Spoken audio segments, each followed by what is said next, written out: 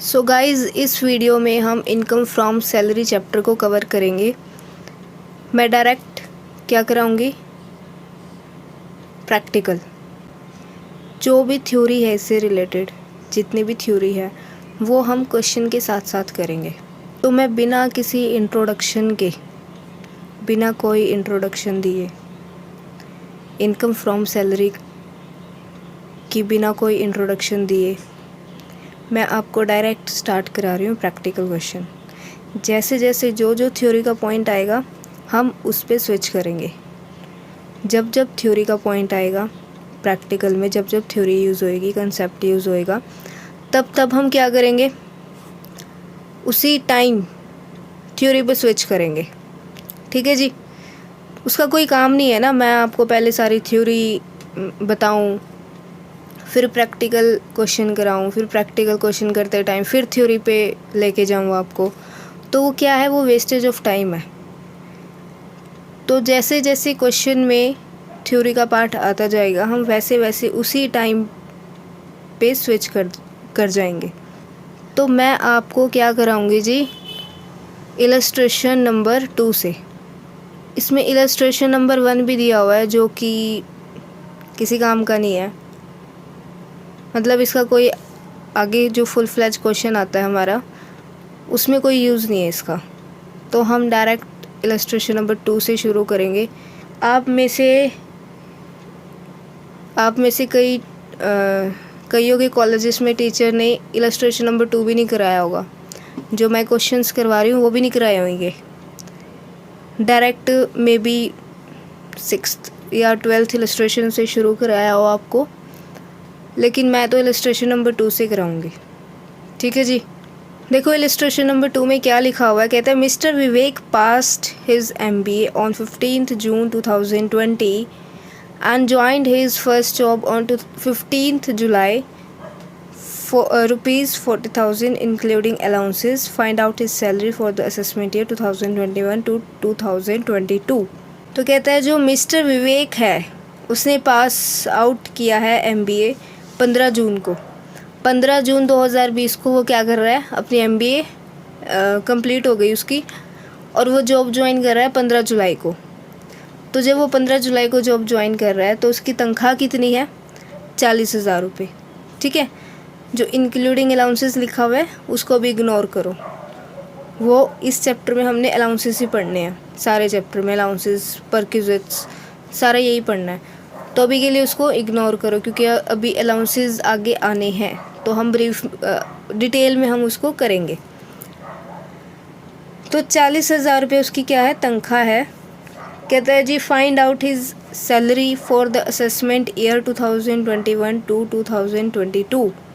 अब अगर आप इसमें क्वेश्चन में देखोगे, ये बात कर रहा है असेसमेंट ईयर की, असेसमेंट ईयर की बात कर रहा है। कहता है कि फाइंड आउट हिज सैलरी, उसकी सैलरी निकालो असेसमेंट ईयर किसकी, 21-22 की। तो ये असेसमेंट ईयर एग्जैक्टली होता क्या है, यहीं पे देखो। अब जैसे कि मैंने यहाँ पे लिख दिया 2018, 2019, 2019, 2020, 2020, 2021, 2021 से 2022। तो जो हमारा असेसमेंट ईयर होगा वो होगा ये असेसमेंट ईयर 21-22। ठीक है। असेसमेंट ईयर को हम और क्या बोलते हैं, करंट ईयर। करंट ईयर या असेसमेंट ईयर एक ही बात होती है। ओके जी। अब जो हमारे मंथ्स होते हैं, साल होता है जो हमारा अकाउंट्स में, वो आपको अगर पता हो तो वो अप्रैल टू मार्च होता है, अप्रैल टू मार्च होता है। ठीक है। और यहाँ पे मैं जो रिकॉर्डिंग कर रही हूँ अगस्त 2022 को मैं रिकॉर्डिंग कर रही हूँ। तो मुझे ये बताओ कि मेरा असेसमेंट ईयर, यानी कि मैंने बोला कि असेसमेंट ईयर मतलब करंट ईयर, असेसमेंट ईयर कौन सा, हमारा करंट ईयर। तो मैं अगस्त 2022 में ये रिकॉर्डिंग कर रही हूँ, ये वीडियो रिकॉर्ड कर रही हूँ। तो मेरा साल यानी असेसमेंट ईयर कौन सा होगा? मेरा होगा जी 2022-23, यही होएगा, क्योंकि हमारा जो ईयर होता है वो अप्रैल टू मार्च होता है, अप्रैल से मार्च होता है। और क्योंकि अप्रैल से जाकर अगस्त आएगा, मतलब अप्रैल के बाद अगस्त आएगा, तो क्रॉस कर गया ये अप्रैल को, कर गया ना क्रॉस। तो फिर जो हमारा साल चलेगा वो कौन सा आएगा? 22-23। तो मेरे अकॉर्डिंग तो अभी असेसमेंट ईयर मेरा बन रहा है, यानी करंट ईयर 22-23। लेकिन इस बुक में आप जहाँ भी देखोगे, या जब भी, मतलब जो भी मैं क्वेश्चंस करवाऊँगी इस वीडियो में, तो वो असेसमेंट ईयर 21-22 को कंसीडर करेगा। क्यों कंसीडर करेगा?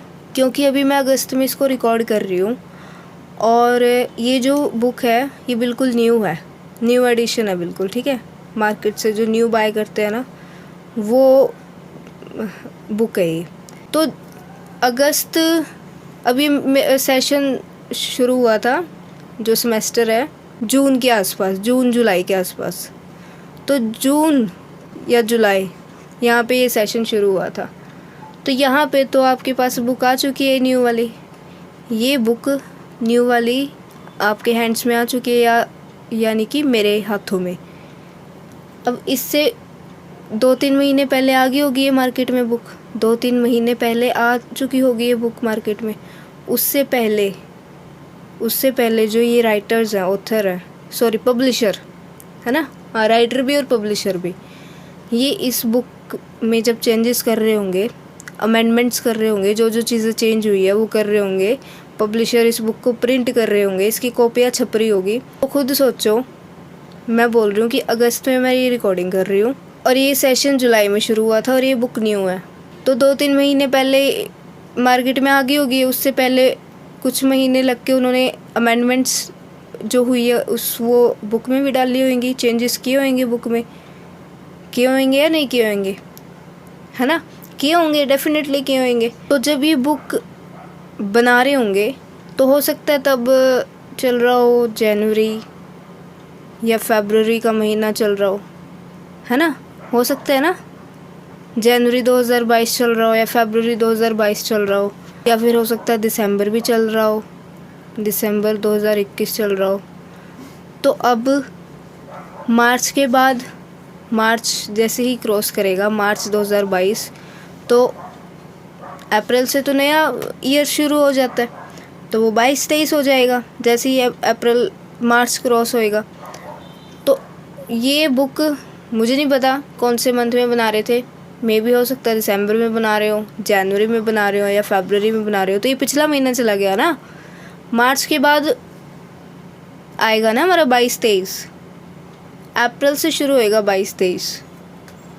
तो मैं अगस्त में कर रही हूँ रिकॉर्डिंग, तो मैं प्रेजेंट में तो असेसमेंट ईयर 22-23 हुआ, लेकिन उनके अकॉर्डिंग ये असेसमेंट ईयर 21-22 क्यों बोल रहे हैं? क्योंकि जब वो ये बुक बना रहे होंगे तब जो साल है वो 21-22 चल रहा होगा। और इस सही बताऊँ तो साल से कुछ लेना देना नहीं होता।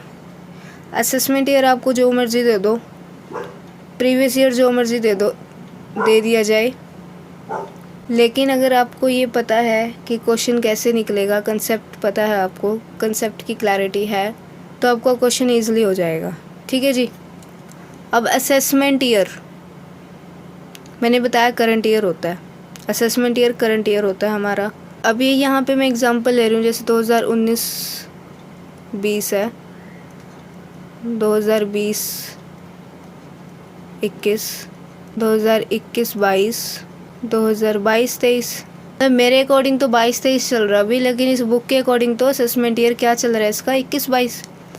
वो बुक आई होगी मार्केट में तो तभी तो अगले सेमेस्टर में पढ़ोगे आप उसे, मतलब बुक मार्केट में आएगी फिर उसको बाय करोगे, तो इस ड्यूरेशन में कितने मंथ्स निकल जाएंगे, 3-4 महीने तो आम बात है निकल जाना। तो वही बात है। तो यहाँ पे कहता है कि ये जी जो असेसमेंट ईयर है वो 21-22 है। असेसमेंट ईयर यानी करंट ईयर जो चल रहा है अभी प्रेजेंट में। तो मेरी बात सुनो, रेजिडेंशियल स्टेटस जिसने भी पढ़ा होगा उसे पता होगा कि जो असेसमेंट ईयर से पहले वाला ईयर होता है, प्रीवियस ईयर, उसे हम क्या कॉल करते हैं, प्रीवियस ईयर।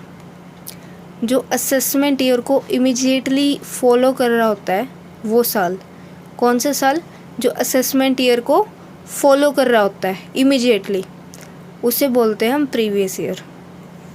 ठीक है, ये बात क्लियर है। अभी मैं 22-23 रब कर देती हूँ क्योंकि इसका तो कोई काम है ही नहीं। 22-23 आपको कहीं पर भी नहीं दिखेगा क्वेश्चन में। ये बात क्लियर है। असेसमेंट ईयर, प्रीवियस ईयर क्या होता है? असेसमेंट ईयर जो चल रहा है अभी प्रेजेंट में, और उस असेसमेंट ईयर को जो ईयर फॉलो कर रहा है इमीडिएटली, उसे हम प्रीवियस ईयर कॉल करते हैं। और जो हम टैक्स पे करते हैं गवर्नमेंट को, तो वो हम असेसमेंट ईयर में करते हैं। असेसमेंट ईयर में हम टैक्स पे करते हैं, लेकिन वो जो टैक्स पे करते हैं वो कौन से ईयर का करते हैं? प्रीवियस ईयर का। प्रीवियस ईयर का टैक्स असेसमेंट ईयर में पे करते हैं। ठीक है जी, ये बात क्लियर है। अब यार करंट ईयर यानी असेसमेंट ईयर का जो टैक्स है वो अगले साल पे होएगा, ऑब्वियसली बात है। तो वो असेसमेंट ईयर हो जाएगा और ये 21-22 प्रीवियस ईयर बन जाएगा। अब जब आपने तनख्वाह 21-22 चल रहा है ना बुक के अकॉर्डिंग, तो 21-22 चल रहा है करंट ईयर यानी असेसमेंट ईयर। जब आपने तनख्वाह भी कमाई ही नहीं 21-22 की, 21-22 चल ही रहा है, तनख्वाह ही नहीं कमाई अभी आपने, तो आप टैक्स कैसे दे दोगे? जो सैलरी आती है, जो प्रॉफिट होता है, जो गेन्स होते हैं आपको, उसी पे तो टैक्स देते हो ना आप। समझ रहे हो आप बात को? उसी पे टैक्स देते हो आप। तो जो तनख्वाह आपने 20-21 में कमाई होगी यहाँ पर इस साल में, इसी का तो टैक्स दोगे ना 21-22 को। तो हमेशा टैक्स जो असेसमेंट ईयर से पहले वाला साल है यानी कि प्रीवियस ईयर, उसका टैक्स दिया जाता है असेसमेंट ईयर में यानी कि करंट ईयर में। देखो जी, अब क्वेश्चन था कि 15 जून को उसने MBA कर ली, 15 जुलाई को वो क्या कर रहा है? जॉब ज्वाइन कर रहा है। तो जब वो 15 जुलाई को जॉब ज्वाइन कर रहा है तो उसे तनख्वाह कितनी मिल रही है? 40,000 रुपये महीना। 40,000 रुपये महीना मिल रही है उसे। तो वो जब 15 जुलाई को ज्वाइन कर रहा है, तो खुद सोचो कि 15 जुलाई को ज्वाइन कर रहा है, तो जुलाई के महीने में तो उसको पूरी तनख्वाह नहीं मिलेगी। तो हमने असेसमेंट ईयर 21-22 की निकालनी है सैलरी। तो इस साल की सैलरी निकालनी है, मतलब अप्रैल 2021 से लेके मार्च 2022 तक। इसका मतलब तो यही हुआ। अब कहता है जी 15 जुलाई को ज्वाइन कर रहा वो, और 40,000 रुपये उसकी तनख्वाह है। तो जुलाई के महीने में तो उसको आधी सैलरी मिलेगी, पूरी सैलरी तो मिलेगी नहीं उसे। अब कैसे करोगे क्वेश्चन शुरू? 15 जुलाई 2021, 40,000 रुपये महीना है, तो यहाँ पे 20,000 ही मिलेगी उसे, आधे महीने की सैलरी। अब जुलाई के आगे महीना आता है अगस्त। अब मैंने बोला आपको कि ये जो महीना है, सॉरी महीना नहीं, साल है जो अपना जिसकी हमने सैलरी निकालनी है, तो वो है 2021-22 की। मैंने बोला अप्रैल टू मार्च लोगे, तो आप सोच रहे होगे कि अप्रैल क्यों नहीं आया यहाँ पे? वो ज्वाइन ही जुलाई में कर रहा है ना। उसकी MBA ही जून में ख़त्म हुई है, उसको जॉब मिली ही जुलाई में है, तो हमने जुलाई से ही लेना है। तो क्योंकि 15 जुलाई को उसकी जॉब लगी है, जुलाई की आधी सैलरी होएगी 20,000। जुलाई के आगे महीना आता है अगस्त, फिर अगस्त से मार्च तक की काउंट कर लो, कितने महीने हुए? 8 महीने। 8 महीने हुए ना, और सैलरी है महीने की 40,000 इंटू 8। 8 कैसे आया? 8 कैसे आया? अगस्त से मार्च तक के 8 महीने बनेंगे, और 40,000 उसकी महीने की सैलरी थी, तो 40,000 इंटू 8, 3,20,000।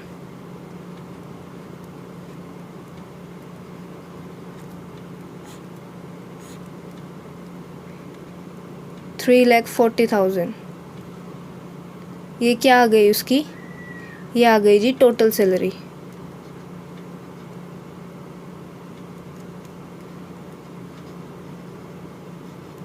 बस क्वेश्चन ख़त्म आपका, इतना ही क्वेश्चन था, इलस्ट्रेशन नंबर 2। अब इसके बाद एक कंसेप्ट और है, मैं दिखाती हूँ आपको। यहाँ पे इन्होंने ये देखो, आगे हमारी टोटल सैलरी 3,40,000 तो यहाँ पे आप देखोगे आगे इन्होंने एक चीज़ और की हुई है, ये चीज़ और की हुई है ना। अगर बुक मैच कर रही होगी मेरी भी और आपकी भी, तो ये चीज़ और की हुई है। ये और बता देती हूँ मैं आपको, ये इन्होंने क्या किया हुआ है। अब ये तो सिचुएशन थी कि अगर जिस महीने आप काम कर रहे हो उसी महीने में आपको सैलरी मिल रही है, उसी महीने में आपकी सैलरी ड्यू हो रही है। ड्यू मतलब क्या? ड्यू मतलब क्या? आपने एक पूरा महीना काम किया, फॉर एग्ज़ाम्पल जनवरी। चलो मैं पेन का कलर चेंज करती हूँ समझाने के लिए। जनवरी, आपने इस पूरे जनवरी काम किया, तो पहली तारीख को तो आपको सैलरी मिलेगी नहीं। आपको या तो सैलरी महीने के लास्ट में मिलती है या नेक्स्ट महीने की स्टार्टिंग में मिलती है। जनवरी में आपने काम किया, या तो आपको सैलरी मिल जाएगी इसी महीने के लास्ट में, या आपको सैलरी मिलेगी नेक्स्ट मंथ के स्टार्टिंग में।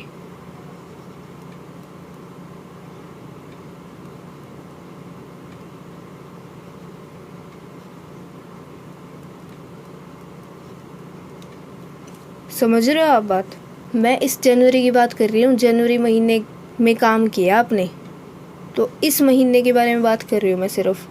मैं बोल रही हूँ या तो आपको सैलरी मिल जाएगी इसी जैन के लास्ट में, या आपको सैलरी मिल जाएगी अगले महीने की स्टार्टिंग डेट्स में। तो ये जो मैं बोल रही हूँ ना कि जैन में जो काम किया उसकी सैलरी जनवरी के लास्ट में मिल जाएगी या फरवरी के स्टार्टिंग में मिल जाएगी, और अगर मैं ये बोल रही हूँ कि जनवरी में जो काम किया है उसकी सैलरी जनवरी के लास्ट में ड्यू हो जाएगी या फरवरी के स्टार्टिंग में ड्यू हो जाएगी, तो ये दोनों चीज़ें क्या है? सेम है। ड्यू मतलब जो आपने काम किया, जो आपने काम किया उसकी अभी पेमेंट मिलनी है ना आपको, बाकी है मिलना, तो उसी को बोलते हैं ड्यू। अब जैसे फ़ीस है, आपने अपनी ट्यूशन की फ़ीस भरनी है या कॉलेज की फ़ीस भरनी है, तो भरनी तो स्टार्टिंग में थी, भरनी स्टार्टिंग में थी, लेकिन आपने टीचर से बात कर ली कि मेरा थोड़ा सा काम मंदा चल रहा है, तो मैं क्या इस महीने में पे कर दूं?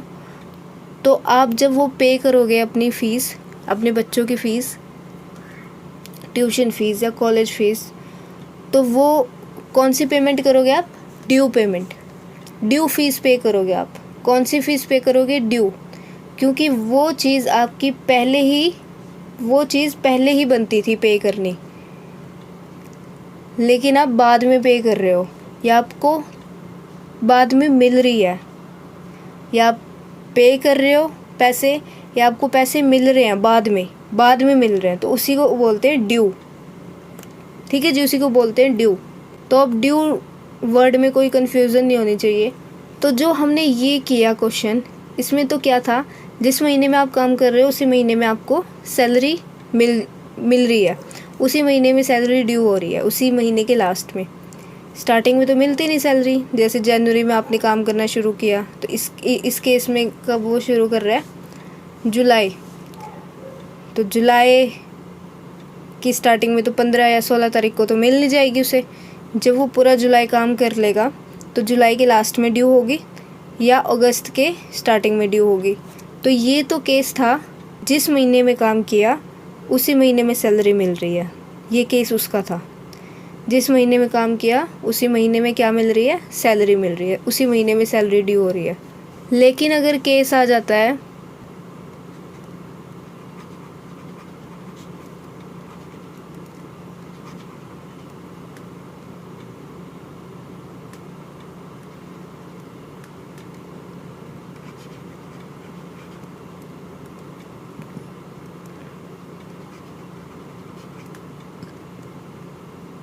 कहता है जी अगर सैलरी ड्यू हो रही है मंथ के स्टार्टिंग में, मंथ के फर्स्ट डेट में, मतलब ये फर्स्ट डे भी लिख सकता है, स्टार्टिंग डेज भी लिख सकते हैं, एक ही बात है। तो मैंने बताया कि जिस महीने में आप काम कर रहे हो स्टार्टिंग में तो सैलरी मिलेगी नहीं, कहीं पर भी नहीं मिलती, चाहे गवर्नमेंट जॉब हो चाहे प्राइवेट जॉब हो।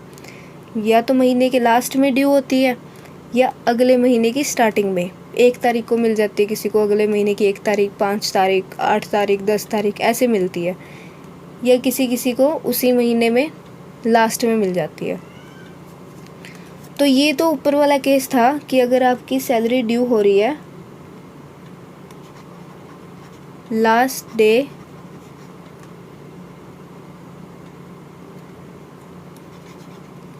ऑफ द मंथ, ठीक है जी।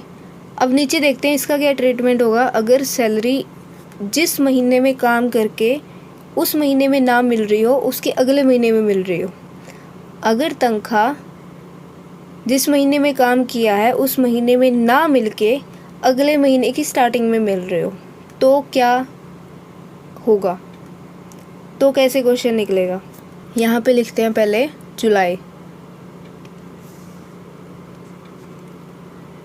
जुलाई 2021। यहीं पे ना क्वेश्चन में देखो मैंने राइट साइड में क्वेश्चन लिखा हुआ है, कब ज्वाइन कर रहा है वो, 15 जुलाई को। तो जो ये जुलाई में काम कर रहा है, इस जुलाई में तो तनख्वाह ना मिलके अगस्त में मिलेगी उसे, इस जुलाई की सैलरी उसे मिलेगी अगस्त के स्टार्टिंग में, फर्स्ट अगस्त को। ऐसा ही है ना। तो कितनी मिलेगी, वही जुलाई की सैलरी अगस्त में मिल रही है तो आधी सैलरी वही मिलेगी, क्योंकि 15 जुलाई को ज्वाइन कर रहा है, तो यहाँ पे 20,000 लिख दिया मैंने। अब इस केस में जुलाई की सैलरी जुलाई में ना मिलकर अगस्त में मिल रही है, तो आप सीधा जुलाई भी लिख सकते हो और आगे उसकी अमाउंट लिख सकते हो सैलरी, या आप ऐसे भी लिख सकते हो जुलाई 2021 ड्यू ऑन 1 अगस्त, मर्जी आपकी। और फिर नेक्स्ट चलते हैं, यहाँ पे अगस्त से मार्च तक की सैलरी जाएगी। अब ऊपर तो सिंपल था, ऊपर तो जिस महीने में काम कर रहे थे उसी महीने में सैलरी ड्यू हो रही थी, लेकिन यहाँ पे तो जिस महीने में काम कर रहे हैं उस महीने में सैलरी ड्यू ना होके नेक्स्ट मंथ की स्टार्टिंग में हो रही है। तो देखो अब ये मैंने यहाँ पे लिखा अगस्त टू मार्च,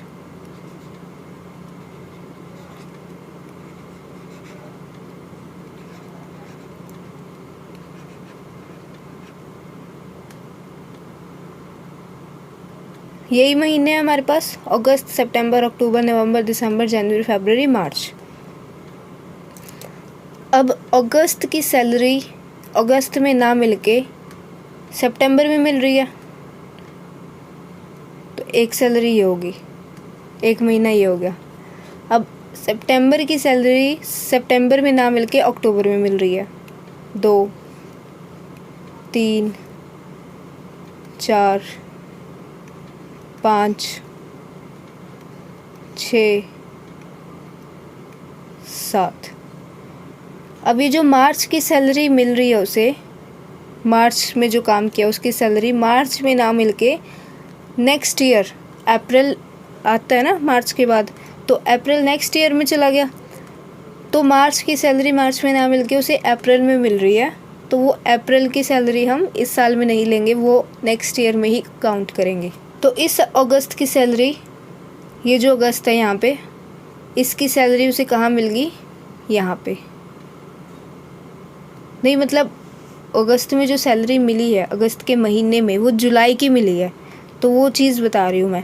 बाकी अगस्त में जो काम किया उसकी सैलरी तो सितंबर में मिलेगी उसे, तो ये कितने महीने हुए, क्योंकि अगस्त की सैलरी अगस्त में ना मिलके सितंबर में मिल रही है, इसकी यहाँ पे मिल रही है, अक्टूबर की नवंबर में, नवंबर की दिसंबर में, दिसंबर की फिर जैन में मिल रही है, जैन की फिर फ़ैब की फिर मार्च की फिर आगे ड्यू हो रही है अप्रैल में, तो वो तो अगला साल चला गया, वो तो लेना ही नहीं हमने। तो ये कितने महीने बने अभी मैंने काउंट करके बताया ना, 7 महीने। तो 40,000 तनख्वाह है उसकी महीने की, तो ये 40,000 इंटू 7 हो जाएगा, 2,80,000।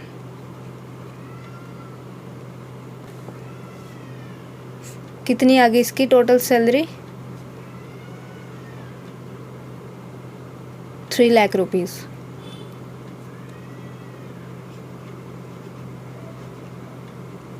ठीक है जी, ऐसे निकालते हैं सैलरी।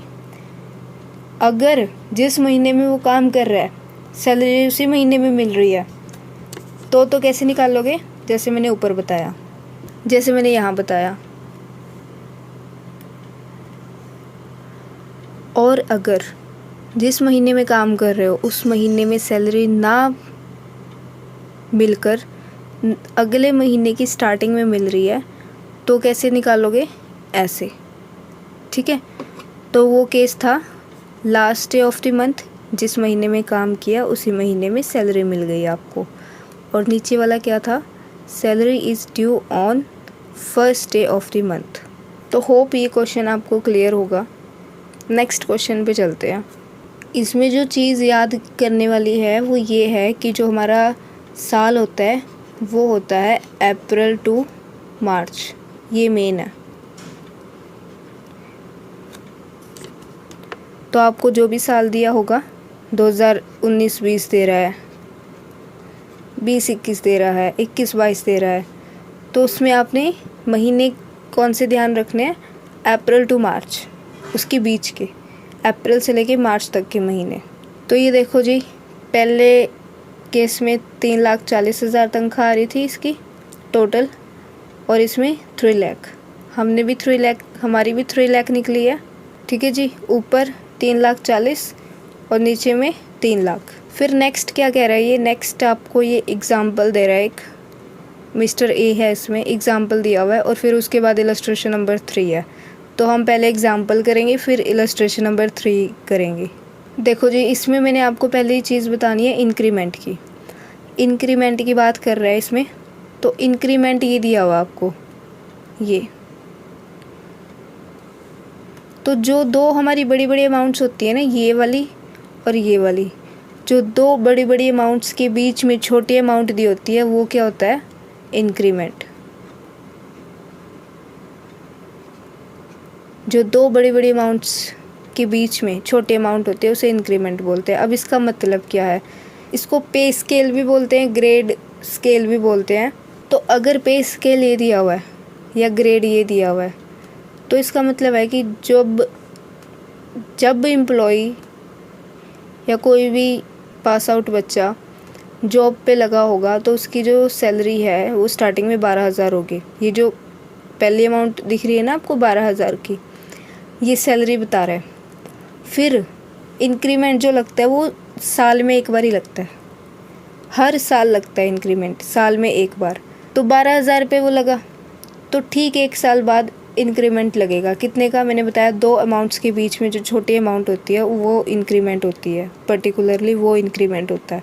अब ठीक 1 साल बाद इसकी तनख्वाह कितनी हो जाएगी? 12,500, क्योंकि 500 रुपये इंक्रीमेंट है। ठीक है, 500 इंक्रीमेंट लग जाएगा इसका। फिर ठीक 1 साल बाद इसकी सैलरी हो जाएगी 13,000 रुपये। यहाँ पे 13,500, मतलब 500 रुपये से इसकी सैलरी जो तनख्वाह है वो बढ़ती रहेगी, 500 रुपये से। तो इंक्रीमेंट आ गया होगा आपको समझ। नेक्स्ट देखो, इसी में इंक्रीमेंट ही बता रही हूँ अभी तो मैं सिंपल, मैंने क्वेश्चन अभी कराया नहीं, अभी क्वेश्चन को मैंने हाथ ही नहीं लगाया। इलस्ट्रेशन नंबर 3, अब यहाँ पे दिया हुआ आपको इंक्रीमेंट ये। अब मैंने बोला जो दो बड़ी बड़ी अमाउंट्स के बीच में जो छोटा अमाउंट होता है वो इंक्रीमेंट का होता है। तो इसमें एक तो 500 दिया हुआ है और एक ये 1,000 दिया हुआ है ना, 500 और 1000। तो इसमें देखो उसकी सैलरी कितनी होगी स्टार्टिंग? 20,000 रुपये।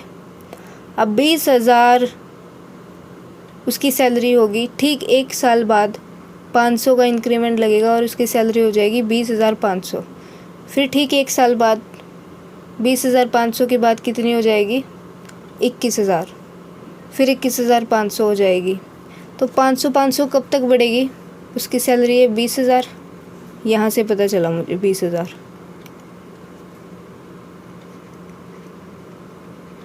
फिर 20,500 कहाँ से पता चला कि ठीक 1 साल बाद उसकी सैलरी 20,500 मिलेगी उसे हर महीने, यहाँ से पता चला। उसका इंक्रीमेंट लग रहा है हर साल 500 रुपये का। इंक्रीमेंट साल में एक बार ही लगता है, मतलब हर साल लगता है। फिर नेक्स्ट ईयर 21,000 मिलेंगे उसे। फिर उससे नेक्स्ट ईयर 21,500, फिर 22,000।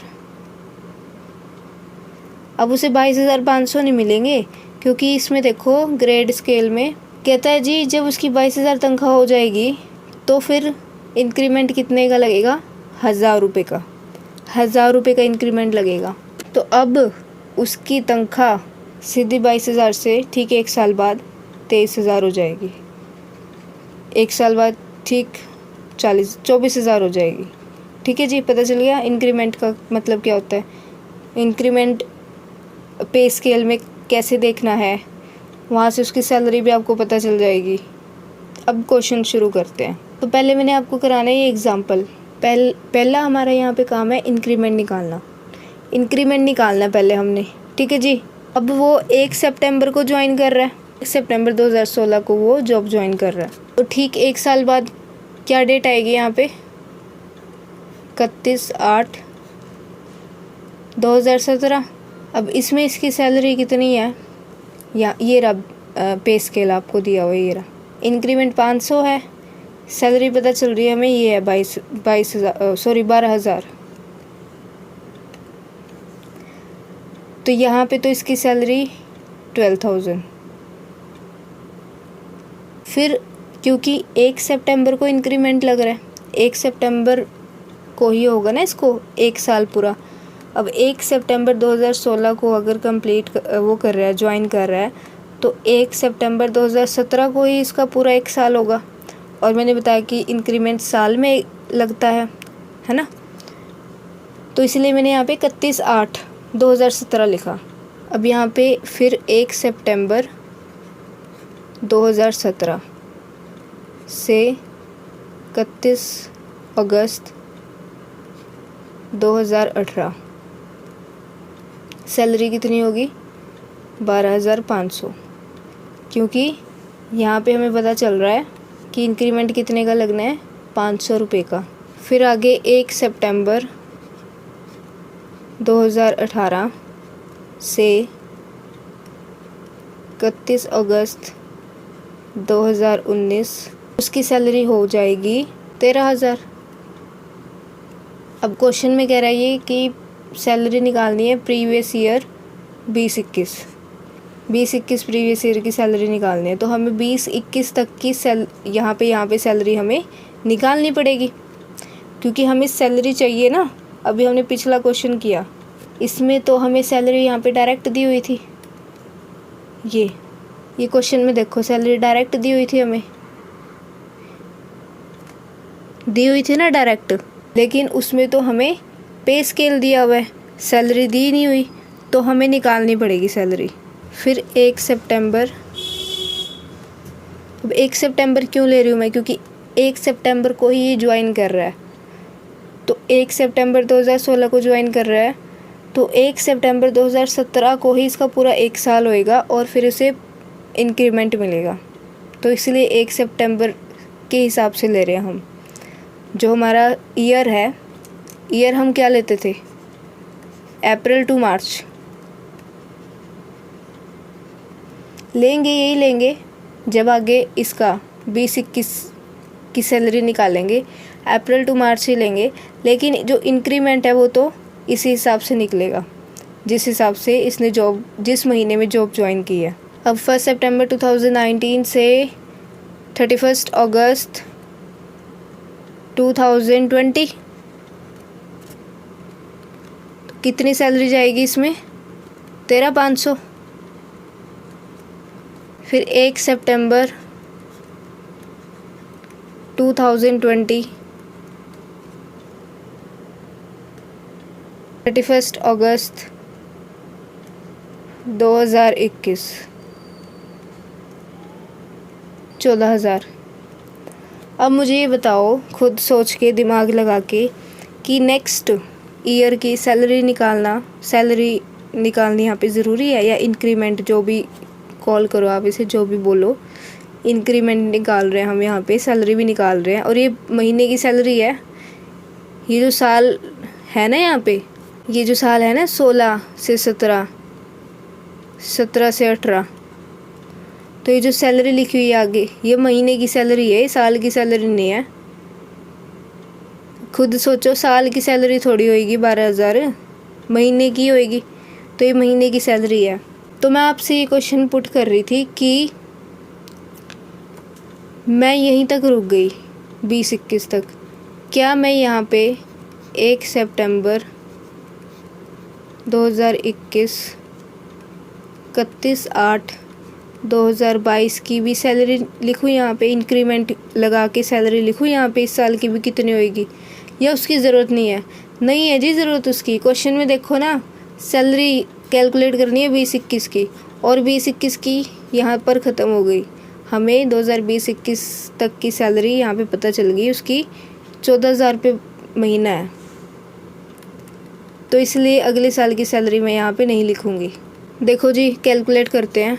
अब आपको पता है ये 20-21 प्रीवियस ईयर मतलब अप्रैल टू मार्च की बात कर रहे हैं, यही जाता है हमारा महीना। तो अब हम पहले सैलरी उठाएंगे अप्रैल टू अगस्त। ऐसा क्यों लिखा मैंने? पूरी 12 महीने की सैलरी क्यों नहीं ले सकती मैं जी? पूरे 12 महीने की सैलरी मैं इसलिए नहीं ले सकती क्योंकि अप्रैल टू मार्च के बीच में जो सितंबर है, उसमें जो उसकी सैलरी है वो बढ़ के मिल रही है। सितंबर के महीने में सैलरी उसे बढ़कर मिल रही है। तो पूरे 12 साल की डायरेक्ट आप सैलरी लेके, महीने की सैलरी लेके उसको 12 से मल्टीप्लाई करके आप उसकी टोटल सैलरी नहीं निकाल सकते। अभी अप्रैल टू अगस्त ली मैंने क्योंकि सितंबर में इसका क्या लग रहा है, इंक्रीमेंट। सितंबर में इसका इंक्रीमेंट लग रहा है, तो इसलिए मैंने अगस्त तक लिखा महीना। अब यहाँ पे देख लो, अप्रैल क्यों लिखा है यहाँ पे? क्योंकि अप्रैल से स्टार्ट होता है, आपको पता है अप्रैल टू मार्च होता है। अब अप्रैल टू मार्च इसलिए नहीं लिखा क्योंकि सितंबर में इंक्रीमेंट लग रहा है, उसका बीच में सैलरी बढ़ के मिल रही है, तो क्वेश्चन गलत हो जाएगा हमारा। तो मैंने लिखा अप्रैल टू अगस्त। अब अप्रैल टू अगस्त, इसमें साल भी लिखती हूँ मैं, अप्रैल 2022। ठीक है जी, अब क्लियर है? अप्रैल से अगस्त, 31 अगस्त तक लिखा मैंने क्योंकि 1 सितंबर को तो इंक्रीमेंट लग रहा है।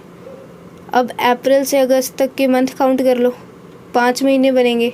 अप्रैल, मई, जून, जुलाई, अगस्त, 5 महीने। महीनों का तो पता चल गया, लेकिन इसमें सैलरी कितनी लेंगे हम, सैलरी कितनी उठाएंगे? ऊपर ही हमने सैलरी निकाल ली है। यहाँ पे देखो, अप्रैल, मई, जून, जुलाई, अगस्त 2020 के अप्रैल, मई, जून, जुलाई, अगस्त कहाँ पे फॉल कर रहे हैं, किस जगह फॉल कर रहे हैं? यहीं पे ही करेंगे क्योंकि ये तो सितंबर 2020 आ गया और हमें तो 31 अगस्त 2020 तक की सैलरी चाहिए, अप्रैल से 31 अगस्त 2020 तक की। तो ये देखो, ये रहा 31 अगस्त 2020, है ना? और उसके पहले के भी जो इसके महीने आ रहे हैं वो भी यहीं पे फॉल करेंगे। तो अगर आपको समझ नहीं आया कि ये जो इन महीनों की सैलरी है वो किस में फॉल करेगी इन सब में से, तो आप वीडियो को पॉज करके तसल्ली से देख सकते हो, सोच सकते हो। तो महीने हमने कैलकुलेट कर लिए थे 5, और तनख्वाह कितनी जाएगी, ये वाली, इसमें फॉल करेंगे ये 13,500 इंटू 5, तो ये आ जाएंगे 67,500। फिर आगे, अब यहाँ पे 31 अगस्त 2020 तक के ले लिए, अब यहाँ पे लेंगे 1 सितंबर 31 मार्च 2021। अब इसकी सैलरी निकाल लो, अब इसकी सैलरी कहाँ पे फॉल करेगी? इस वाले में फॉल करेगी। मैंने तो बता दिया आपको, लेकिन आपने वीडियो पॉज करके अच्छे से देखना है कि उसी में फॉल कर रही है क्या। ये सितंबर 2020 से लेकर मार्च 2021 तक के महीने जो मैंने ऑरेंज पेन से अंडरलाइन किया है उसी में फॉल करेंगे। ठीक है जी। तो 14,000 सैलरी इनटू कितने महीने, सितंबर से मार्च तक के, सितंबर, अक्टूबर, नवंबर, दिसंबर, जनवरी, फरवरी, मार्च, 7 महीने।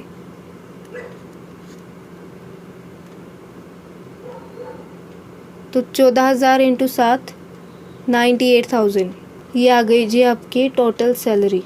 अब होप कि आप अगर सैलरी ड्यू होगी first day of the month तो वो भी निकाल लोगे। आशा तो मेरी यही है कि अगर ये आ जाए कि salary is due on first day of the month तो आप निकाल लोगे, क्योंकि पिछले क्वेश्चन में मैंने बताया आपको। अब ये कंडीशन तो थी कि जिस महीने में काम किया जा रहा है उसी महीने में सैलरी ड्यू हो रही है उसकी, तो हमने सीधा सीधा कैलकुलेट करके लिख दिया। लेकिन अगर सैलरी जिस महीने में काम कर रहे हैं उस महीने में ड्यू ना होके नेक्स्ट मंथ की स्टार्टिंग में ड्यू हो रही है तो उसका क्या ट्रीटमेंट होगा वो भी देख लो। एग्ज़ाम्पल में नहीं दिया हुआ, एग्ज़ाम्पल में सिंपल सा इतना कराया जितना मैंने आपको समझा दिया। अभी आगे देखते हैं कि अगर उसकी सैलरी ड्यू हो रही है नेक्स्ट मंथ की स्टार्टिंग में, मतलब जिस महीने में वो काम कर रहा है उस महीने में पैसे ना मिल के, उस महीने में सैलरी ना मिल के नेक्स्ट मंथ की स्टार्टिंग में मिल रही है, तो फिर कैसे महीने जाएंगे और सैलरी जाएगी हम देख लेते हैं एक बारी। प्रीवियस ईयर 2020-21 निकालनी तो इसी साल की है, क्योंकि क्वेश्चन में बोला हुआ है find out his salary for the previous year 2020 to 2021। तो मैंने यहाँ पे लिख दिया, महीने याद रखने हैं अप्रैल टू मार्च। ठीक है, चलो जी, मैंने कंडीशन भी लिख दी। If salary is due on first day of the month, अगर अगले महीने की स्टार्टिंग में ड्यू हो रही है सैलरी तो कैसे करेंगे। यहाँ पे मैंने लिखा अप्रैल टू सितंबर, 1 अप्रैल टू 1 सितंबर। अब ये देखो कि इसमें महीने कैसे लेंगे। सैलरी तो आप देख लोगे वहाँ जहाँ पे मैंने इंक्रीमेंट लगा के सैलरी निकाली हुई है, तो वहाँ से सैलरी तो देख लोगे आप कितनी जाएगी। तो अप्रैल टू सितंबर 2020 में ये चलो पहले सैलरी देख लेते हैं कहाँ पे फॉल कर रही है। इसमें फॉल कर रही है, इस वाले में। वीडियो पॉज करके आप देख भी सकते हो, इसी में फॉल करेंगे अप्रैल टू सितंबर तक के। ठीक है, अभी समझो महीने कैसे लेंगे। अब देखो ध्यान से, अप्रैल की सैलरी अप्रैल में ना मिलके कब मिलेगी, मई में। अब ये तो वही कंडीशन है ना, जिस महीने में काम कर रहे हैं उस महीने में सैलरी ना मिलके अगले महीने में ड्यू हो रही है, अगले महीने की स्टार्टिंग में ड्यू हो रही है। तो अप्रैल की सैलरी अप्रैल में ना मिलके मई की स्टार्टिंग में मिल रही है। मई की सैलरी मतलब यहाँ पे एक मिल गई, मई की सैलरी मई में ना मिलके जून में मिलेगी। जून की सैलरी जून में ना मिलके जुलाई में मिलेगी, जुलाई की अगस्त में मिलेगी, और अगस्त की ड्यू होगी सितंबर में।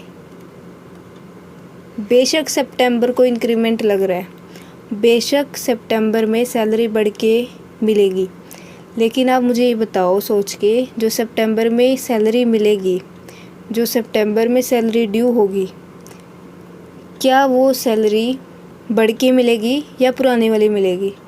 देखो अगस्त की सैलरी मिल रही है सितंबर में। अब ये मैंने आपको ये बताया था कि ये जो सैलरी है इस महीने में अप्रैल से सितंबर तक में कौन सी जाएगी, ये वाली सेकंड लास्ट 13,500। ठीक है जी, अप्रैल 2020 सितंबर 2020 सैलरी कितनी मिलेगी, 13,500। वीडियो पॉज करके तसल्ली से देख लो किस में फॉल करेगी। तो 13,500 सैलरी होगी इसमें। अब मैं महीने कैलकुलेट कर रहे हैं ना हम कि 13,500 को कितने महीनों से मल्टीप्लाई करके यहाँ पे लिखेंगे। तो देखो अब अप्रैल में भी उसकी सैलरी 13,500 होगी, वो लेकिन मिलेगी मई में। मई की जून में, जून की जुलाई में, जुलाई की अगस्त में। अब अगस्त में भी उसकी सैलरी 13,500 ही है।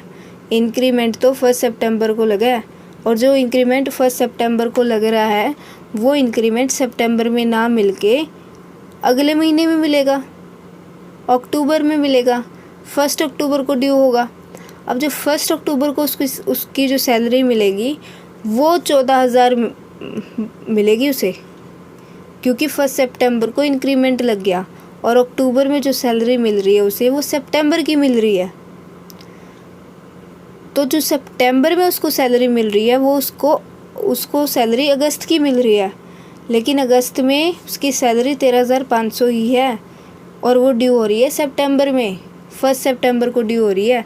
तो सितंबर में भी उसको 13,500 ही मिलेंगे, इसीलिए मैंने यहाँ पे 1 सितंबर लिखा। ठीक है जी, बात क्लियर है। तो यहाँ से कितने महीने निकल के आए हमारे? 5 महीने। ठीक है, 5 महीने।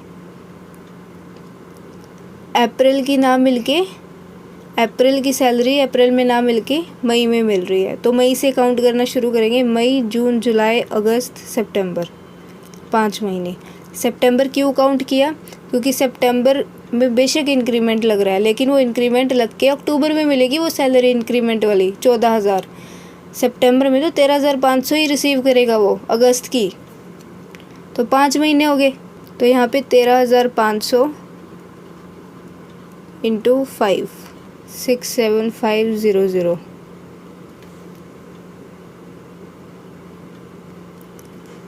अब नेक्स्ट देखो, 1 अक्टूबर 2020 से 31 मार्च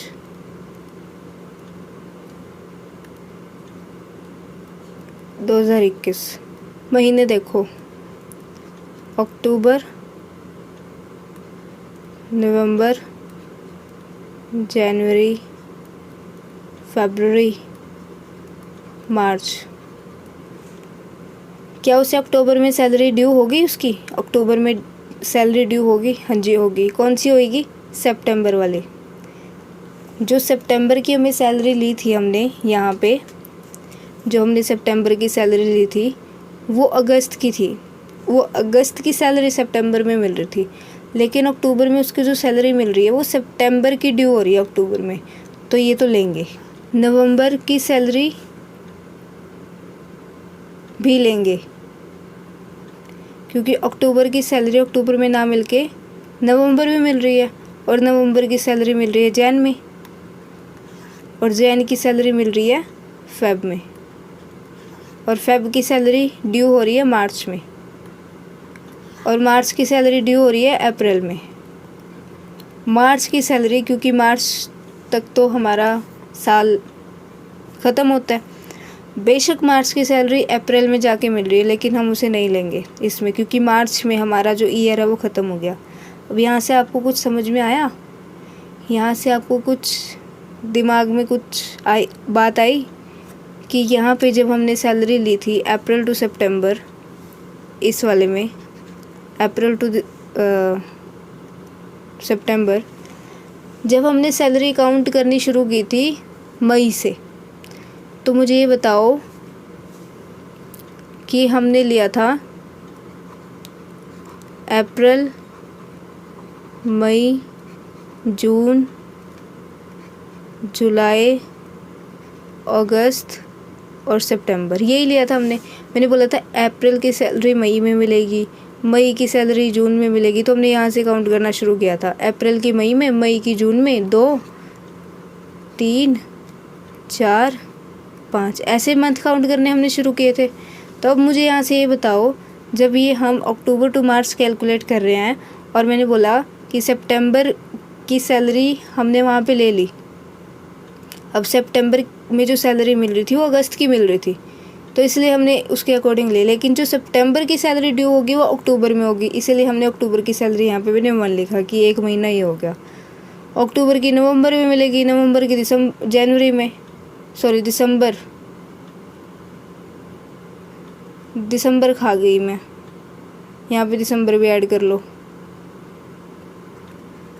दिसंबर 3, 4, 5 और 6। तो मैंने आपको बोला कि भाई यहाँ पे फेब की सैलरी मार्च में ड्यू हो रही है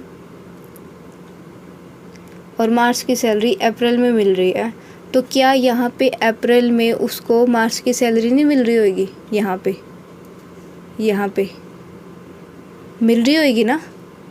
मिल रही होगी या नहीं मिल रही होगी? सोच के बताओ। मैंने यहाँ पे 5 महीने लिए, मैंने मई से काउंट करना शुरू किया। मैंने आपको ये समझाया कि अप्रैल की सैलरी मई में मिलेगी, मई की जून में, तो मैंने मई से शुरू किया। मई, जून, जुलाई, अगस्त, सितंबर क्यों लिया ये आपको आ गया होगा समझ में, क्योंकि सितंबर में बेशक इंक्रीमेंट लग रहा है, लेकिन सितंबर में जो सैलरी मिल रही है वो अगस्त की मिल रही है, और अगस्त की सैलरी 13,500 ही मिलेगी सितंबर में। वो सितंबर में जो उसकी 14,000 हो रही है, वहाँ पे इंक्रीमेंट में जो मैंने सैलरी निकाली है वहाँ पे देखो, सितंबर में जो 14,000 सैलरी हो रही है उसकी, वो फिर अक्टूबर में मिलेगी। मैंने आपको ये समझाया। तो क्या हम यहाँ पे अप्रैल की सैलरी नहीं लेंगे? लेंगे जी, यहाँ पर भी अप्रैल की सैलरी, क्योंकि मार्च की सैलरी यहाँ पे देखो, ये इस मार्च की सैलरी कहाँ पे ड्यू होएगी? अप्रैल में। तो यहाँ पे जब हम स्टार्टिंग में कैलकुलेट कर रहे हैं अप्रैल, तो यहाँ पर भी तो सैलरी लेंगे अप्रैल की, मार्च वाली। इसीलिए जब मैं आपको ये करा रही थी तब नहीं बताया मैंने, क्योंकि तब आपको समझ नहीं आता। तो जब मैं इस पे आई तब मैंने आपको वो चीज़ समझाई कि अप्रैल के महीने में सैलरी कैसे मिलेगी। वो मार्च की ड्यू होएगी अप्रैल में। तो यहाँ पे फिर कितने महीने आ जाएंगे? 6 महीने। तो 13,500 इंटू 6, 81,000, ठीक है। और यहाँ पर भी महीने कैलकुलेट कर लो आप। सैलरी तो कितनी जाएगी? 14,000। इस वाले में फॉल करेगा, इस वाले में। तो सैलरी तो जाएगी 14,000 और महीने। अब अक्टूबर का महीना लोगे आप, क्योंकि अक्टूबर में सितंबर की सैलरी ड्यू होगी, और सितंबर की सैलरी हमने ली नहीं ऊपर।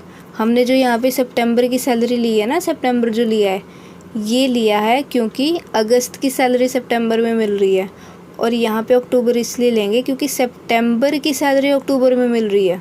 तो अक्टूबर में तो सैलरी मिल रही है जी, तो अक्टूबर का महीना लेंगे।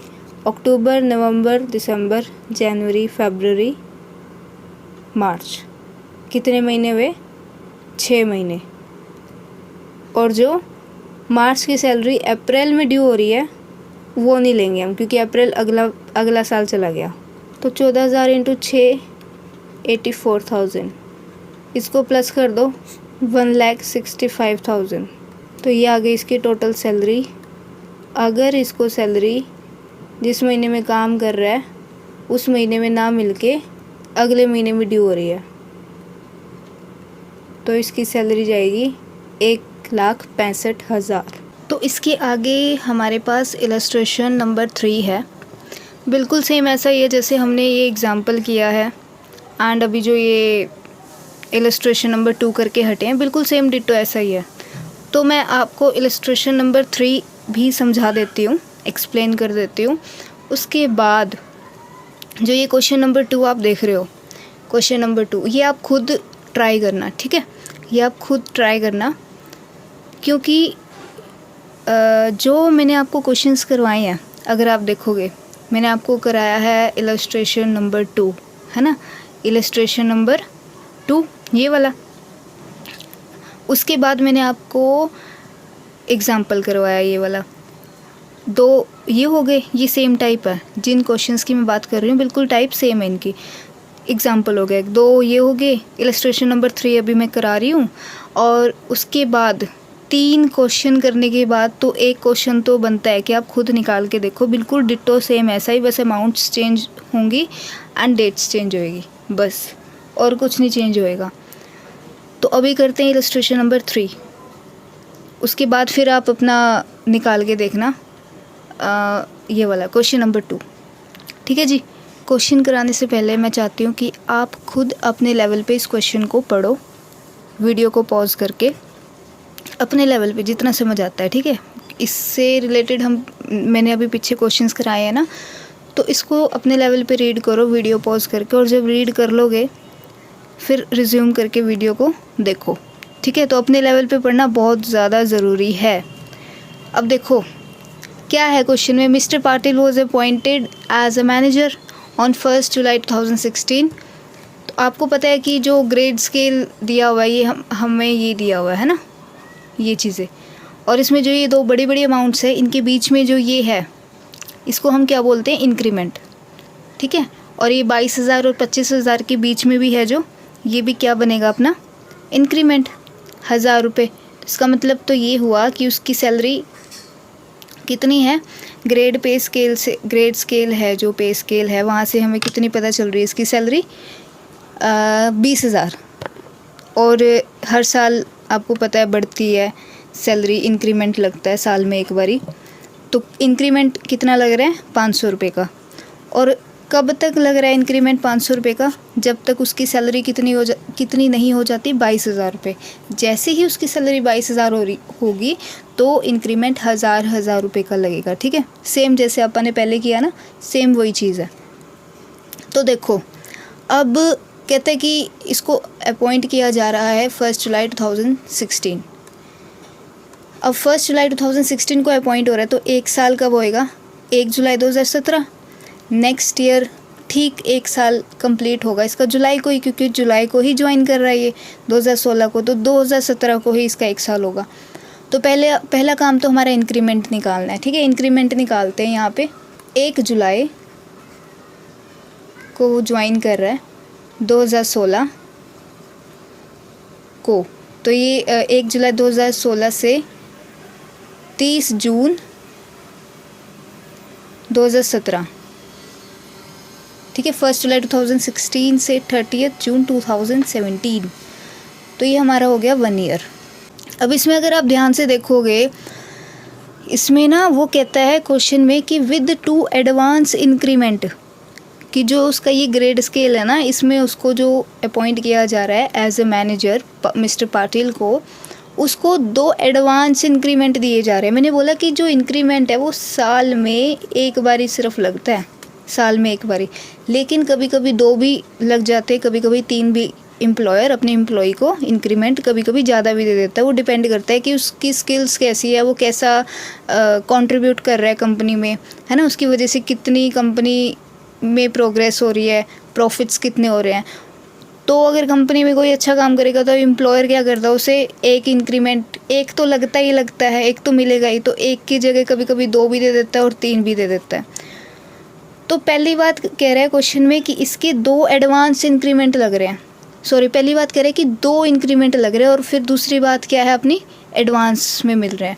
मैंने बोला कि जब साल अपना कंप्लीट होता है ना तब लगता है इंक्रीमेंट। जैसे वैसे नॉर्मली क्या होता है, ये 1 जुलाई 2016 को ज्वाइन कर रहा है, सैलरी इसकी हमें यहाँ से पता चल रही है, यहाँ से ये 20,000 है इसकी सैलरी, है ना, हमें यहाँ से इसकी सैलरी का पता चल रहा है। तो मैं आपको कह रही हूँ कि हमें कितनी है इसकी, 20,000। तो हमें तो पता है कि जब ये पूरा एक साल कंप्लीट कर लेगा ना, ये 1 जुलाई 2016 को है इसकी सैलरी, तो ये पूरा जब ये अपना 30 जून 2017 तो ये पूरा कर लेगा, तो इसकी सैलरी कितनी हो जाएगी इंक्रीमेंट लग के, 20,500। इस चीज़ का हमें पता है, और अभी पीछे एग्जाम्पल में भी और इलस्ट्रेशन नंबर 2 में भी हमने यही चीज़ की। तो इसकी सैलरी अपनी कितनी जाएगी, ठीक एक साल बाद 500 से बढ़ जाएगी, मतलब 20,000 से 20,500 हो जाएगी वो। तो नॉर्मली तो ऐसे होता है, लेकिन इसको 2 इंक्रीमेंट मिल रहे हैं और वो भी एडवांस में मिल रहे हैं, 2 मिल रहे हैं और वो भी एडवांस में मिल रहे हैं। यानी कि जैसे ही ये जॉब ज्वाइन कर रहा है 1 जुलाई 2016 को, इसको 2 इंक्रीमेंट मिल रहे हैं और वो भी एडवांस में, एंड में नहीं, साल ख़त्म होने पर नहीं, एडवांस में ही। तो इसकी ये कितनी चली जाएगी अपनी, देखो यहाँ पे 20,000 है ना इसकी सैलरी, और 2 एडवांस इंक्रीमेंट लग रहे हैं, यानी कि 500 के 2 एडवांस इंक्रीमेंट। तो इसकी सैलरी जाएगी 1 जुलाई 2016 को 21,000। फिर नेक्स्ट अपना ये 1 जुलाई 2017 से एक साल कब होएगा, ठीक 30 जून 2018 को। अब इसमें इसकी सैलरी कितनी जाएगी, 21,500। 500 का इंक्रीमेंट लग रहा है ना, तो 500 से ही बढ़ाओगे। वहाँ पे 21,000 इसलिए लिखा है 1 जुलाई 2016 को, क्योंकि इसको 2 इंक्रीमेंट मिल रहे हैं और वो भी एडवांस में मिल रहे हैं। फिर आगे देखो 1 जुलाई 2018 से लेके 30 जून 2019 तक इसकी इंक्रीमेंट लग के सैलरी हो जाएगी। और ये महीने की सैलरी है, ये साल की नहीं है, ठीक है, महीने की सैलरी है, पर मंथ है। तो खुद सोचो यार, साल का CTC इतना कम थोड़ी होएगा किसी का। तो ये आपकी आ गई 22,000। फिर नेक्स्ट बिल्कुल सेम ऐसे ही 1 जुलाई 2019 से लेके 30 जून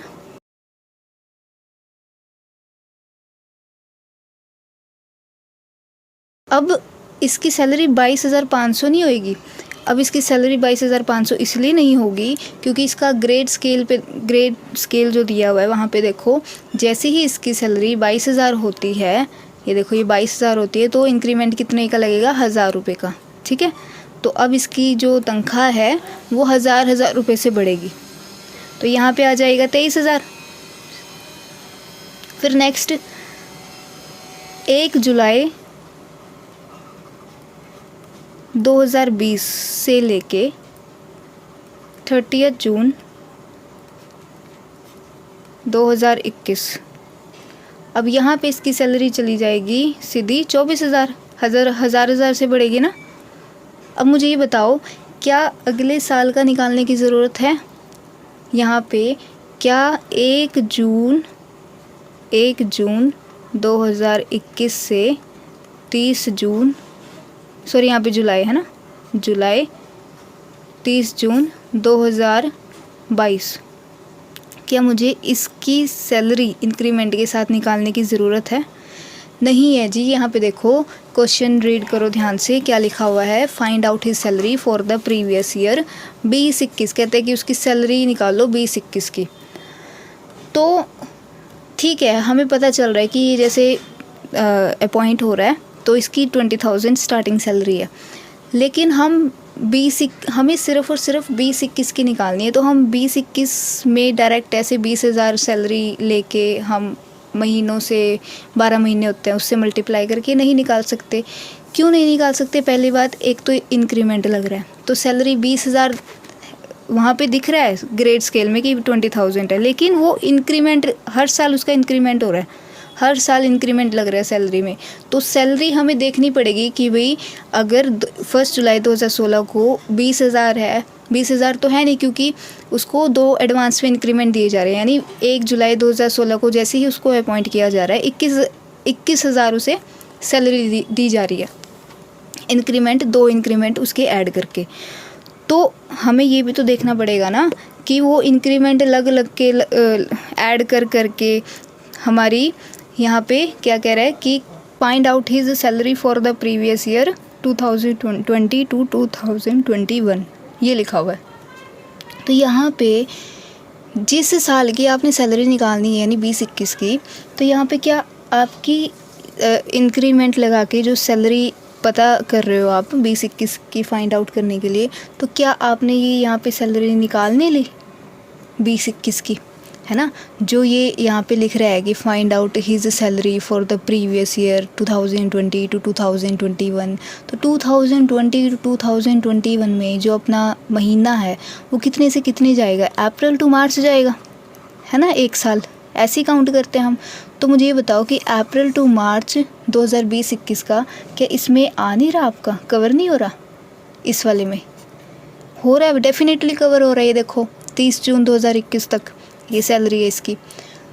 तो यहाँ पे आपको फिर 21-22 की सैलरी निकालने की ज़रूरत बिल्कुल भी नहीं है, ठीक है जी। तो वो आप वहीं तक निकालोगे बस। तो पहला मैं आपको केस क्या करा रही हूँ, ये वाला बी वाला, अगर सैलरी ड्यू हो रही है last day of the month, ठीक है। ए वाला करेंगे, ए वाला बाद में कराऊंगी, पहले बी वाला देख लो कैसे होएगा, ठीक है, क्योंकि ये थोड़ा सा ज़्यादा सिंपल है उससे ए वाले से। तो पहले ये देख लो, फिर ए वाला करते हैं, फिर ज़्यादा अच्छे से समझ आएगा ए वाला।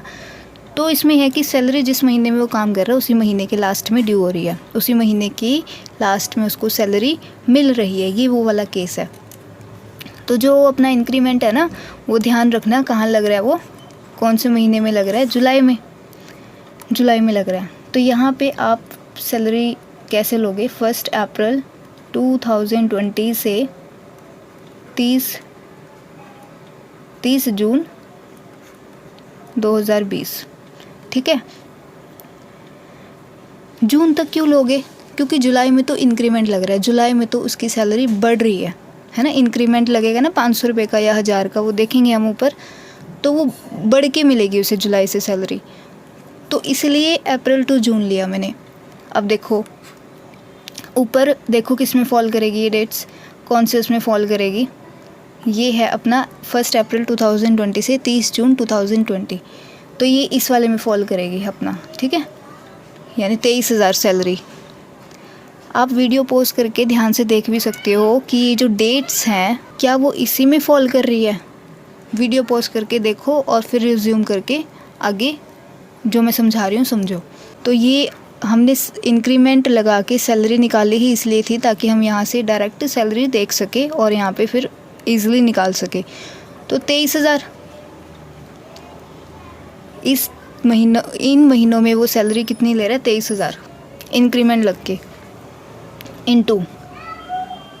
अब इसमें तो सिंपल है यार, जिस महीने में वो काम कर रहे हैं ना उसी महीने में सैलरी ड्यू हो रही है उसकी, तो कोई पंगा ही नहीं है। तो अप्रैल से जून देख लो कितने महीने बनेंगे, 3 महीने बन गए। तो इसको आप मल्टीप्लाई करोगे तो आपका आ जाएगा ये 69,000। फिर next July to March, 1 July to March 31 March 2021। अब इसमें अगर आप ध्यान से देखोगे जो अपनी ये डेट्स हैं ये कहाँ पे फॉल करेगी ऊपर, इसमें इनमें से कहाँ पे आएगी ये, इस वाले में। तो इसकी सैलरी जाएगी 24,000 यहाँ से, है ना, 24,000। अब महीने देखो, जुलाई से मार्च तक के कितने महीने बनेंगे, 1 जुलाई से 31 मार्च तक के 9 महीने, 9 मंथ्स। मल्टीप्लाई करके आगे अमाउंट लिख दो, 2,16,000। तो ये आ जाएगा आपका अमाउंट 2,85,000 टोटल करके, ठीक है। अभी हमारा बी पार्ट हुआ है, अभी हमने ए पार्ट निकालना है।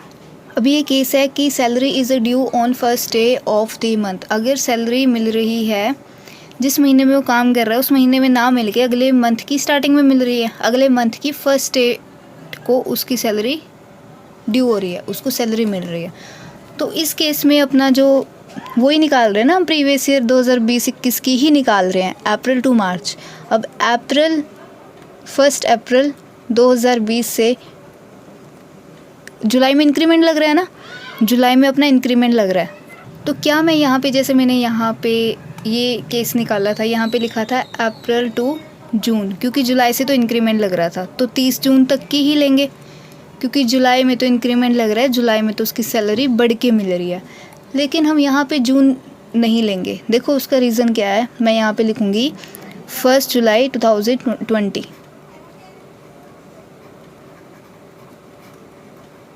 अभी मैं समझाती हूँ कि ये कैसे आएगा।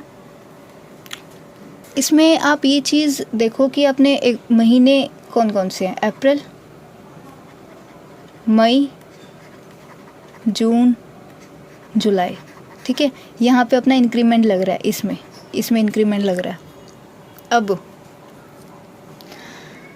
अप्रैल, क्या अप्रैल के महीने में उसको सैलरी मिल रही है? सैलरी तो मिल रही होगी उसे अप्रैल के महीने में, लेकिन पता है कौन से महीने की मिल रही होगी? मार्च की। ये जो अपना मार्च में ख़त्म हो जाता है ना, इसमें मार्च में ख़त्म हो जाता है हमारा, मार्च के बाद साल। तो इस केस में अगर सैलरी ड्यू हो रही है 1st day of the month, यानी जिस महीने में वो काम कर रहा है उस महीने में सैलरी ना मिलके नेक्स्ट मंथ की स्टार्टिंग में ड्यू हो रही है, तो इस केस में तो मार्च की सैलरी भी तो उसे अप्रैल में मिलेगी, है ना, मार्च की सैलरी अप्रैल में मिलेगी। तो अप्रैल में तो वो सैलरी रिसीव कर रहा है, बेशक मार्च की कर रहा हो, तो 1 महीना ये हो गया। अब अप्रैल की सैलरी वो मई में ले रहा है, यही तो केस है ना अपना, salary is due on 1st day of the month, यही अपना केस है। अब अप्रैल की सैलरी वो मई में ले रहा है, ठीक है। तो मई वाला महीना, दूसरा महीना ये हो गया। अब तीसरा महीना मई की सैलरी जून में मिल रही है उसे, 3 महीने ये हो गए साफ साफ। अब क्या हम जुलाई लेंगे? देखो जुलाई में बेशक इंक्रीमेंट लग रहा है, बात को समझो थोड़ा सा। जुलाई में बेशक इंक्रीमेंट लग रहा है, लेकिन जुलाई में उसको सैलरी तो मिल रही है ना, जुलाई में सैलरी तो ड्यू हो रही है, सैलरी तो रिसीव हो रही है। तो जुलाई में जो सैलरी रिसीव हो रही है, खुद सोचो जून की होएगी ना, जून की सैलरी रिसीव करेगा ना वो जुलाई में। तो जून में उसकी सैलरी कितनी थी? जून 2020 में, जून 2020 में उसकी सैलरी, ये देखो यहाँ पे जून 2020 में उसकी सैलरी 23,000 थी। तो इंक्रीमेंट लग के 24,000 अपना जुलाई में लग रहा है ना इंक्रीमेंट, तो इंक्रीमेंट लग के 24,000 उसको इस केस में अगर ड्यू होगी first day of the month, इस केस में 24,000 उसको जुलाई में ना मिल के अगस्त में मिलेगी। अगस्त में ड्यू होएगी ना, खुद सोचो, अगस्त में मिलेगी। क्योंकि जुलाई में वो बेशक उसका इंक्रीमेंट लग रहा है, लेकिन जो जुलाई में वो सैलरी इन हैंड उसकी आएगी वो जून वाली आएगी ना, और जून में तो इंक्रीमेंट लगा नहीं। तो इस करके हम ये जुलाई वाला महीना भी लेंगे। अब जुलाई में जो इंक्रीमेंट लगा है ना उसका 24,000 उसकी सैलरी हुई है, तो वो वाली जुलाई वाली सैलरी वो अगस्त में रिसीव कर रहा है वो, तो वो 24,000 यहाँ से रिसीव करना शुरू करेगा। तो ये कितने महीने बन गए आपके? अप्रैल से जुलाई के 4 महीने। सैलरी वही 23,000, ऊपर देख लो किस में फॉल कर रहा है, 23,000 इंटू 4, तो ये 92,000 आ जाएगा आपका। अब इसमें देखो, क्या हम इसमें अगस्त से मार्च है ना अपना, क्या हम इसमें अगस्त का महीना लेंगे? बिल्कुल लेंगे, क्योंकि जुलाई में जो इंक्रीमेंट लग रहा है इसका, जुलाई में इंक्रीमेंट लग के जो सैलरी मिलेगी इसको बढ़ने वाली, बढ़ के मिलेगी जो, वो अगस्त में ही मिलेगी। तो जुलाई की सैलरी किस में रिसीव करेगा? अगस्त में, इंक्रीमेंट वाली। तो एक ये महीना हो गया। सितंबर, अगस्त की सितंबर में रिसीव होगी, इसकी ड्यू होगी, सितंबर की अक्टूबर में ड्यू होगी, ऐसे ऐसे करते करते ये 3, 4, 5, 6, 7 और 8 बन गए 8 महीने। अब मार्च की सैलरी वो कहाँ पे लेगा? मार्च, अब ये जो मार्च में सैलरी ले रहा है ना, वो फरवरी की मिल रही है उसे। मार्च में जो सैलरी ले रहा है वो फरवरी की मिल रही है। अब मार्च की सैलरी आगे किस में जाएगी? अप्रैल में, अप्रैल में जाएगी। अब ये साल ही अगला चला गया, तो अप्रैल की सैलरी हम इस वाले साल में नहीं लेंगे, ठीक है। तो उसी करके हमने जब ये वाली चीज़ निकाली थी, तो इसी करके हमने अप्रैल की सैलरी उठाई थी, अप्रैल वाले महीने की सैलरी ली थी। क्योंकि अप्रैल में बेशक वो अप्रैल की सैलरी नेक्स्ट मंथ में रिसीव कर रहा है, बेशक वो अप्रैल की सैलरी मई में रिसीव हो रही है, उसे मई में ड्यू हो रही है, लेकिन अप्रैल में वो रिसीव तो कर रहा है ना सैलरी, बेशक मार्च वाली कर रहा हो। तो इस करके हमने यहाँ पे अप्रैल वाला महीना काउंट किया था। तो ये आपके कितने महीने बन गए? 8 महीने, अगस्त से मार्च तक के। अब अगस्त क्यों लिया? क्योंकि जुलाई में इंक्रीमेंट लग रहा है, तो इसकी सैलरी ये यहाँ पे 24,000 है ना, ये डेट्स वहाँ पे इस वाले में फॉल करेगी। और इंटू अभी 8 महीने हमने कैलकुलेट किए, तो ये सैलरी इसकी जाएगी 1,92,000। इसका टोटल कर दो 2,84,000। बस ये था आपका, ये निकल गई आपकी सैलरी दोनों केसेस की। तो इजी है ये, थोड़ा सा प्रैक्टिस चाहिए इसमें, थोड़ी सी प्रैक्टिस चाहिए खुद की, और थोड़ी अवेयरनेस ज़्यादा चाहिए। जब आप क्वेश्चन कर रहे हो, मेक श्योर कि आपका जो लेवल है अवेयरनेस का, वो थोड़ा सा हाई हो। अब सेम इसके जैसा डिटो क्वेश्चन ये है, ठीक है, सेम बिल्कुल, बस अमाउंट्स अलग हैं और डेट्स अलग है, बाकी सेम वही चीज़ है। तो प्लीज़ आप इसको ट्राई करो। जितने मैंने अभी क्वेश्चंस करवाए हैं पीछे, उसी के बेस पे ये क्वेश्चन है, कुछ नई चीज़ नहीं है एडिशनल, उसी की टाइप है ये। इसका आंसर यहाँ पे ये नीचे दिया हुआ है आपको, तो यहाँ से आप क्रॉस चेक कर सकते हो। ये वही वाला है जो मैंने आपको बुक में दिखाया था, इलस्ट्रेशन 3 के आगे जो ये क्वेश्चन नंबर 2 दिया हुआ था, सेम यही है, वो वहाँ पे मैंने टाइप किया हुआ है ये वाला क्वेश्चन सेम। तो प्लीज़ आप इसको ट्राई करो। फिर इसके आगे टाइप थोड़ी सी चेंज हो रही है क्वेश्चंस की, तो वो हम नेक्स्ट वीडियो में अपना कवर करेंगे।